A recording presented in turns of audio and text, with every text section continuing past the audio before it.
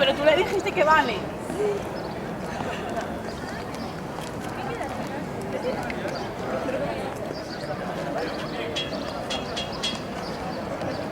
Resultado de todo el auto olímpicamente masculino, primero Gabriel Eduardo García Ortega, con atletismo 17. Segundo Manuel Fernández, atletismo Mariana 16. Tercero José Rodríguez, Armonio Morales del Polvo, 161. Cuarto Matías Fernández, del Polvo, 165. Quinto Roberto González, 119.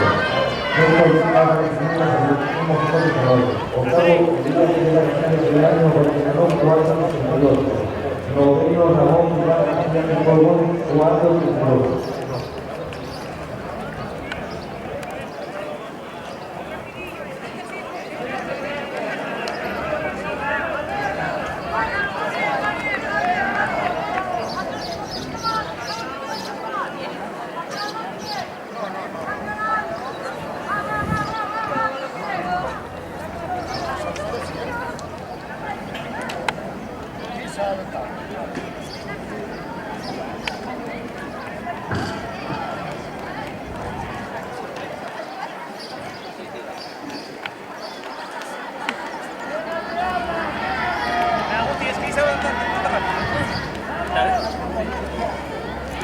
Resultado de este masculino, primera serie, segundo Alfredo Fontenova, segundo Barcelona,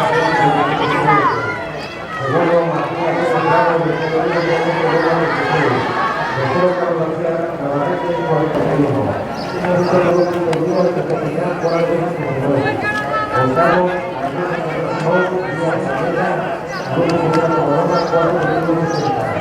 Último, Gonzalo de Aguilar, segundo Corona, 469. El décimo, Manuel Valero Bermejo, Argentina Manucha, 469. Los décimos, Miguel José Blanco, 472. El conocido Fernando Fernández Hernández, Manuel Valero, 446. El cuarto, Carlos Párez Zapati, entrenador, 497. El conjunto de General Cabo de Guerra, el mismo 444.